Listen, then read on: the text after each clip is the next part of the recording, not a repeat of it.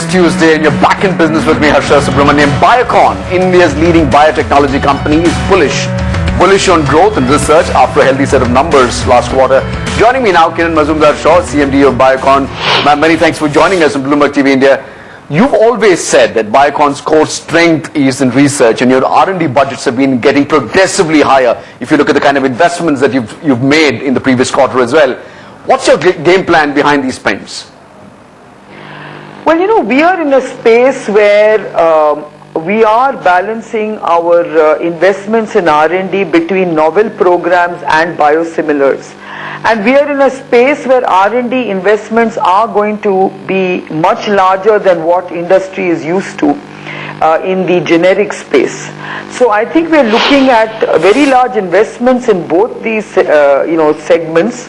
But having said that, I think at least in the biosimilar space, there is a large emerging opportunity in emerging markets.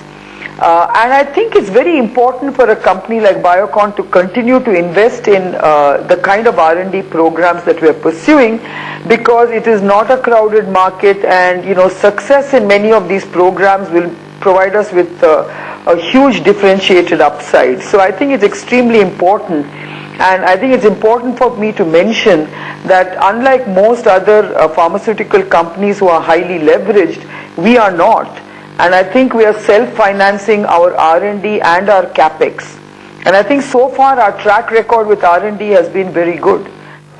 Kiran, you've had a 23% growth in biopharmaceuticals in the first quarter. How do you see this vertical contributing to your growth? How big is this domestic formulations opportunity, and are you well equipped to exploit this? Well, we have a target of seeing this particular part of our business assume a size of 1,000 crores in the next 5 years, and we are seeing ourselves grow 50% year on year. And I think this is what is going to help us build a very strong brand visibility, and of course based on both market share and the kind of product segmentation and differentiation that we have strategized on. If you're going to be investing higher in your R&D budgets, do you see your profitability coming under pressure? How do you hope to improve on your own margin performance?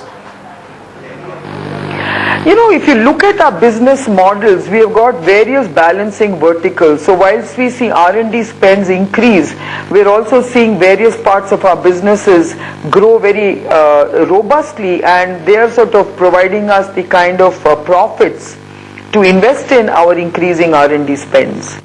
Let me ask you a macro question, Kiran. What is your assessment of the macroeconomic environment as you see it in India?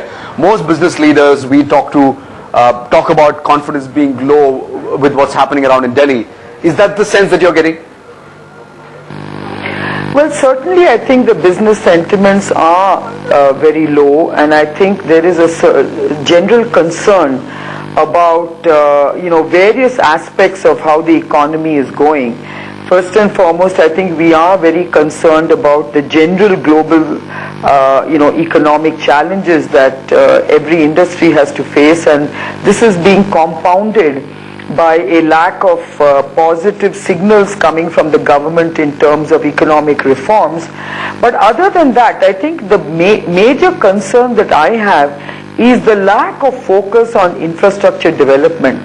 I mean, today we are facing a very serious concern of a drought-like condition where we are going to be very challenged with a very critical power condition, water, agriculture, rising inflation, and then on top of this we have a lot of political issues to handle, which are also causing a lot of concern amongst the global community.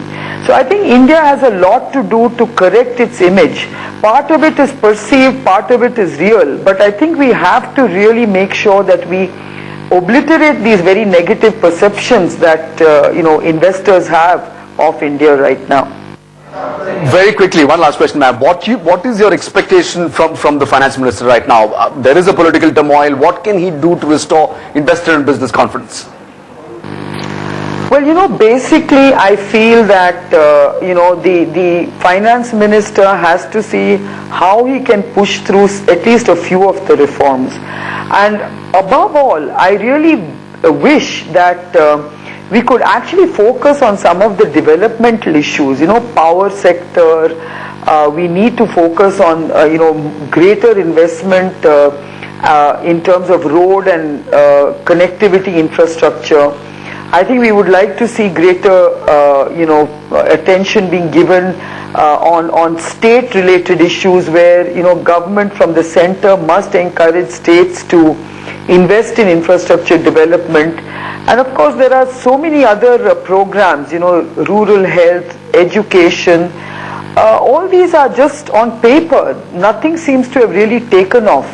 So I think, we need to see some positive direction, and at least if we look at some of the important issues, like, some of the FDI issues in aviation, in banking, in insurance, and of course in the power sector. I think power sector needs a lot of attention. That'd be lovely with that. Many thanks for joining us. Kiran Mazumdar-Shaw, CEO of Biocon there. Coming up next in business, Sean Darby of Jefferies on rising expectations of stimulus